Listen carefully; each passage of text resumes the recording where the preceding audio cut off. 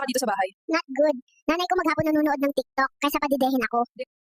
Wah! Na, mauna ni ron, bibi. Waday ka pa didiha, bibi. Sus, naunsa man di ay imong mama, di ay imong nanay, di ay bibi. Magsikid ay TikTok. Na ayaw parkan si bibi. O ang imuhang mama magsigid galit TikTok. Duula. Katkata, bibi. Paaka diretso ng iyahang tutoy. Aron ka makadidi ka. Kung wa man galit kag patutuya sa imong mama kay dili man ka naka-breastfeed, kung bitiron magaling na bibi, sige dia gilak bibi, sige gilak aron at timanon ka sa imong mama. Oh, ana bibi, paminaw sa advice ni kagaray bibi ha. Ayaw gyud palupig bibi kung ang imong mama nagsige na lang mag-TikTok. Kay imong mama, TikTok ra man bang cellphone man. Na. Ayaw gyud kung magsige gali nagatiman sa cellphone imong mama diga, abon luta na bibi og di ihi. Kung di ba nag-ihi, kalibangi, bibi. Kay aron at timanong ka.